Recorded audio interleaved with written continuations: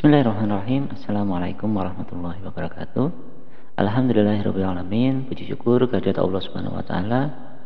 Hari ini kita masih diberi kesempatan untuk bertemu dan belajar bersama, belajar tentang matematika dengan materi pecahan. Untuk pertemuan ini kita akan membahas pecahan senilai yang pertama. Baik, kita mulai dengan baca basmalah terlebih dahulu. Bismillahirrahmanirrahim. Semoga dengan bacaan basmalah tadi kegiatan kita hari ini berjalan lancar dan bermanfaat. Amin. Nah, anak-anakku semuanya, di depan kalian sudah ada dua contoh soal pecahan senilai. Contoh soal tersebut yang pertama adalah 2/3 sama dengan 4 per titik-titik sama dengan titik-titik per 15. Kita akan mencari nilai dari bagian-bagian yang kosong. Caranya adalah 2/3 sama dengan 4 per titik-titik. Nah, di sini kita lihat bahwa 2 dikalikan 2 hasilnya adalah 4. Sehingga untuk mencari penyebut atau tempat yang kosong ini kita kalikan 3 dengan angka yang sama nih, dengan pembandingnya tadi, yakni kalikan 2. Hasilnya 6. Oke, kita sudah ketemukan 1. Berikutnya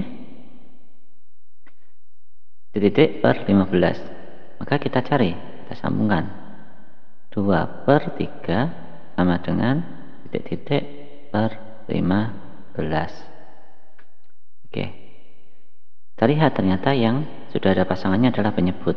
Maka penyebutnya yang kita kalikan terlebih dahulu. 3 supaya menjadi 15 dikalikan, iya betul ya, dikalikan 5. Sehingga 2 juga harus kita kalikan dengan 5. Temu hasilnya 10. Oke, sehingga kita bisa isi di sini 2/3 sama dengan 4 per 6 sama dengan 10 per 15. Oke, mudah sekali bukan? Baik, sekarang kita lanjut untuk soal yang nomor 2. 12 per 15 sama dengan titik-titik per 30 sama dengan 60 per titik-titik. Caranya sama seperti soal nomor 1 tadi. Kita tuliskan dulu 12 per 15 sama dengan titik-titik per 30. Oke, sekarang kita lihat mana yang sudah ada pasangannya, yakni penyebutnya. Maka penyebut kita kalikan terlebih dahulu. Kita cari pengalinya terlebih dahulu, yakni 15 kali 2, pinter. Sehingga 12 juga harus kita kalikan 2. Hasilnya adalah 24. Oke, sekarang untuk pecahan berikutnya, yakni 60 per titik-titik. Sama, kita tulis 12 per 15 sama dengan 60 per titik-titik. Di sini terlihat bahwa yang sudah ada pasangannya, yang sudah ada terusannya ya, adalah pembilang. Maka 12 kita cari. 12 kali berapa yang menghasilkan 60? Yakni 5, pintar sekali. Oke. Kemudian 15 juga kita kalikan dengan bilangan yang sama, yakni kalikan 5. Ketemu berapa? 75. Sehingga sekarang kita bisa isi pecahan yang di atas, yakni 12 per 15 sama dengan 24 per 30 sama dengan 60 per 75. Oke, jadi anak-anak, yang terpenting dalam belajar matematika adalah kalian harus tekun berlatih ya, terutama perkalian, pembagian. Namun demikian, penjumlahan dan pengurangan juga tidak boleh dilupakan. Baik anak-anak, kita lanjutkan untuk pembahasan materi yang kedua, yakni tentang mengubah pecahan. Jadi pecahan itu ada berbagai macam jenis, diantaranya adalah pecahan biasa, pecahan campuran, pecahan desimal, dan pecahan persen ya, atau per 100. Dan bentuk-bentuk pecahan itu bisa dirubah menjadi bentuk yang lain, namun dengan beberapa syarat. Yang pertama yang akan kita bahas adalah pecahan biasa dijadikan pecahan campuran. Nah, pecahan biasa itu pecahan yang terdiri dari pembilang dan penyebut, seperti yang kalian lihat di kertas ini ya, di layar kalian. Ada 8/5. Ini adalah pecahan biasa karena terdiri dari pembilang dan penyebut. Kemudian pecahan biasa yang bisa dirubah menjadi campuran adalah pecahan yang tidak murni. Apa itu pecahan yang tidak murni? Yaitu pecahan yang pembilangnya bagian atasnya lebih besar, lebih banyak dibandingkan penyebutnya dibanding bagian bawah. Oke. Jadi bagian atas lebih besar dari bagian bawah, itu disebut pecahan tidak murni, sehingga bisa dirubah menjadi pecahan campuran. Caranya bagaimana? Caranya adalah dengan porokapit atau pembagian. Namun ada cara yang sederhana, yakni dengan mengurangkan pembilang dengan penyebut. Oke, bagaimana cara mengerjakannya? Perhatikan contoh yang akan Pak Guru sampaikan berikut ini. Kita tulis di sini 8/5, maka 8 kita kurangi dengan 5. Oke, hasilnya adalah 3. Selanjutnya bagaimana? Selanjutnya kita coba kurangi lagi. 3 bisa tidak dikurangi 5? Ya, hasilnya tadi kan 3. 3 bisa nggak dikurangi dengan 5? Jika tidak bisa, maka selesai. Sehingga apa? Sehingga kita dapatkan, nah, 5 ini tadi kita lingkari ya. Angka 5 ini kita lingkari. Dan sekarang kita hitung, ada berapa angka 5 di sini? Ada 1. Maka kita tulis besar di sini. 1. Karena hanya ada 1 lingkaran. Selanjutnya apa? Selanjutnya sisa. Ini namanya sisa. Ya, jadi tidak bisa dibagi lagi kan? 3 sudah tidak bisa dikurangi 5. Maka 3 ini adalah sisa. Sisanya kita tulis kecil di atas, di belakangnya angka 1. Ya, ini sisa. Sisanya kita tulis di atas sebagai pembilang yang baru. Per berapa? Tetap per 5. Oke, mudah sekali bukan anak-anak? Salah satu caranya adalah dengan mengurangi pembilang dengan penyebut. Kita kurangi 8 kurangi 5, hasilnya 3. Karena hanya ada 1 5, maka atau tadi ya kita beri tanda lingkaran, pengurangannya kita beri tanda lingkar ya.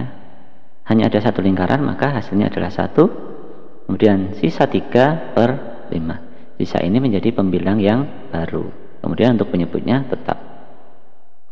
Ini adalah pecahan campuran, yakni pecahan yang terdiri dari bilangan bulat dan bilangan pecahan. Oke, bisa dipahami anak-anak? Kita lanjutkan ke bentuk yang kedua, yakni bentuk campuran menjadi bentuk pecahan biasa. Caranya bagaimana? Nah, ini lebih mudah lagi, yakni dengan menggerakkan atau bergerak berlawanan arah jarum jam. Maka arahnya ke sini ya. 7 dan 3, 7 ke 3. Nah, 7 ke 3 ini tandanya ya adalah kali. Kita kalikan. Dia nanti hasilnya ditambah dengan 2. Jadi kali baru ditambah. Mohon maaf, tanda tambahnya kurang jelas ya.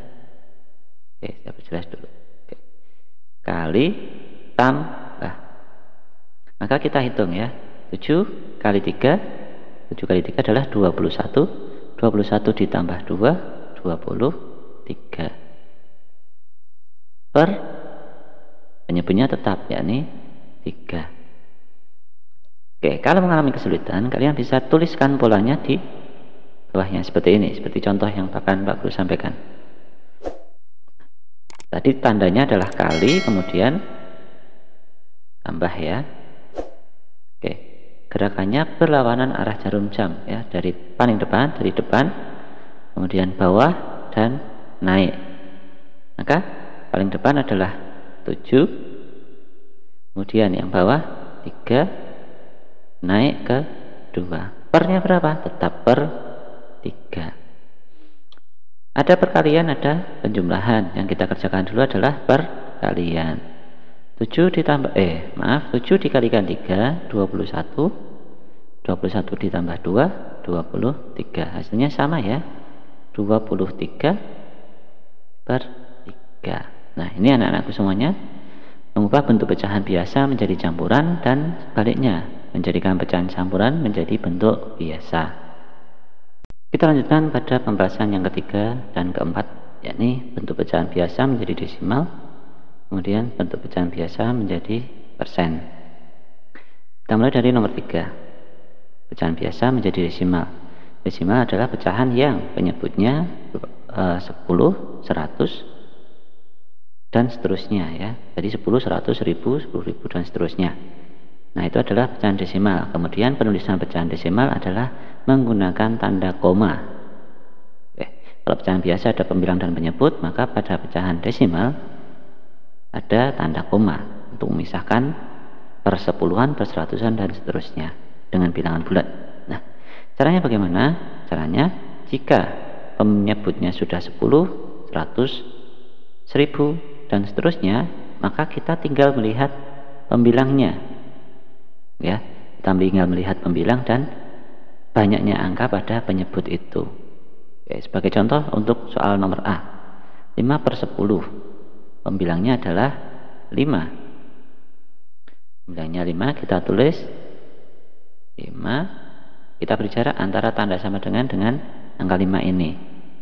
Kemudian kita lihat banyaknya angka 0 pada penyebut ada 1 nggih.